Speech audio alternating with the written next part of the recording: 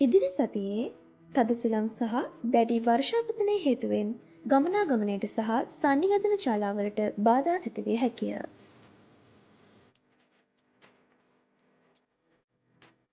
එළඹෙන සතියේ මැයි 28 සිට ජූනි 3 දක්වා වයඹ, මධ්‍යම, සබරගමුව සහ බස්නාහිර පළාත්වලට තරමක් තද වැසි ඇතිවනු ඇති බවට පුරකථනය කර ඇත.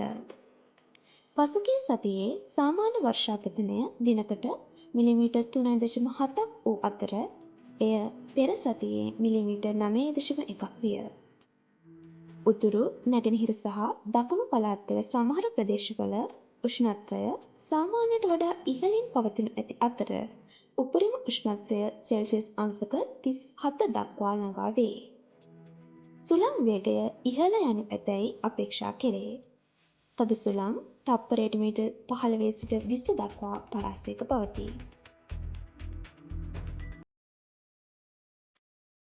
අප්‍රේල් 28 සිට මැයි 28 දක්වා මේ මාසයේ වැඩිම දින ගණනක් සාමාන්‍ය වර්ෂාපතනයට වඩා වැඩි වර්ෂාපතනයක් ලැබී ඇත. උපරිම දෛනික වර්ෂාපතනය මිලිමීටර් 19කි. මැයි 20 සිට 26 කාලය තුළ ශ්‍රී ලංකාවට සුළං හමන ලද්දේ බස්නාහිර දෙසිනි. සුළඟේ වේගය වාර්තා වූයේ තප්පරයට මීටර් 8 සිට 15 ලෙසයි. මැයි 29 සිට ජූනි 4 දක්වා කාලය තුළ සුළඟ වයඹ දෙසින් හමනු ඇති බවට පුරකථනය කර ඇත. සුළඟේ වේගය තප්පරයට මීටර් 15 සිට 20 දක්වා වනු ඇත. උපරිම භූමි මතුපිට උෂ්ණත්වය සෙල්සියස් අංශක 30.6කි.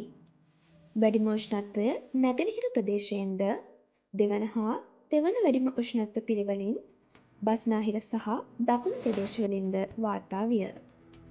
ශ්‍රී ලංකාව වටා මුහුදු මතුපිට උෂ්ණත්වය මාතර ප්‍රදේශයෙන් අවමය සෙල්සියස් අංශක 0.5 ලෙසද නැගෙනහිර ප්‍රදේශයෙන් උපරිමය සෙල්සියස් අංශක 1.5ක් ලෙසද වාර්තා විය.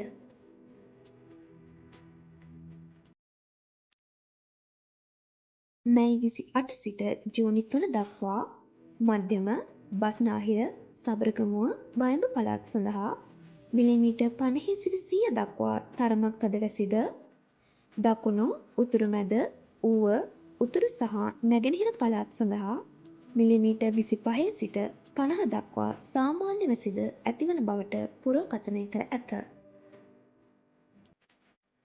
ජූනි 4 සිට ජූනි 20 දක්වා මධ්‍යම, බස්නාහිර, වයඹ පළාත් සඳහා මිලිමීටර් 50 සිට 100 දක්වා තරමක් තද වැසිද උතුරු මැද, ඌව, සබරගමුව, දකුණු, උතුරු පළාත් සඳහා මිලිමීටර් 25 සිට 50 දක්වා සාමාන්‍ය වැසිද නැගෙනහිර පළාත සඳහා මිලිමීටර් 12.5 සිට 25 දක්වා මද හෝ සාමාන්‍ය වැසිද ඇතිවනු ඇති බවට පුරකථනය කර ඇත.